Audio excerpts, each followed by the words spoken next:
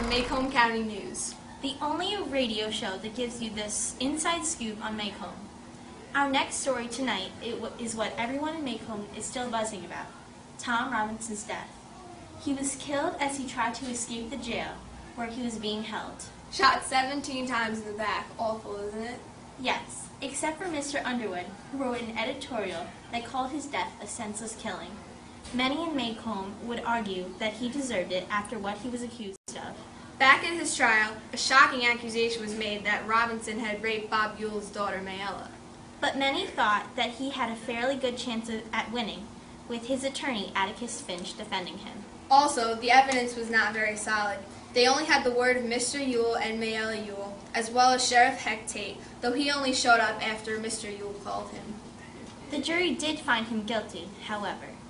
But now, we have two special guests, Miss Stephanie Crawford and Miss Maudie Atkinson, to discuss these events with us. How are you, Stephanie, Maudie? Good, thank you. I'm good. How are you? Great. So, you both attended the trial? Yes, I was there for the whole thing. No, I didn't. Now, the big question. Do you both agree with the jury's decision to renounce Tom Robinson as guilty? No, absolutely not. From what I've heard, he should have had a fairer trial. Well, I agree with the court's decision. After he said that he felt bad for Mayella, he seemed pretty guilty to me. Well, that's all the time we have left for our guests. Thanks, guys. Thank you. Thank See you next time. See ya.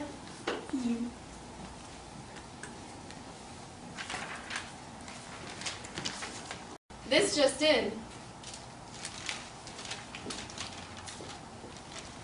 Breaking news. Bob Ewell is in fact dead. What? How did he die? According to Sheriff Heck Tate, he fell on his own knife after an attempted attack on the children of Atticus Finch when they were on their way back from a Halloween pageant. Do you think it was an act of revenge? Well, I can't say for certain, but after Atticus Finch basically took away all the credibility he had in this town, it's reasonable to assume that Mr. Ewell wanted revenge. Well, and that's all we have for tonight on Macomb County News radio show. Thank you. And good night. Hi, this is Gabrielle Harvey here on Macomb County News. Today I'm here with Miss Alexandra Finch. How are you today, Miss Alexandra? I'm doing well, thank you. So, Miss Alexandra, can you tell us what went on the night that Bob Ewell died? Sure. Jean Louise and Jeremy were on their way home from a pageant at school. From what I heard from Jean Louise, Jeremy said he heard noises behind him when they were walking home. They both just thought it was that boy Cecil Jacobs sneaking up on them again like he did when they were walking to school earlier. Jean Louise called his name out, but he didn't respond. Then, when they were about to reach the road, Bob Ewell began to run after them. But they didn't even know who it was yet. Bob pulled Jean Louise back, and all she remembers after that was a crunching noise and Jem screaming. She ran toward him and was grabbed and squeezed, but a poor costume saved her. Someone pulled Bob away from her, and she tried to feel for Jem on the ground, but couldn't find him. When she was walking home, she saw a man carrying Jem to the house, but didn't know who it was. So, when you saw Jem and Scout, what did you first do? I immediately called Dr. Reynolds. Atticus called Sheriff Heck Tate while I was helping Jean Louise out of her costume and telling her that Jeremy was just unconscious and not dead. When Mr. Reynolds arrived, what did you do?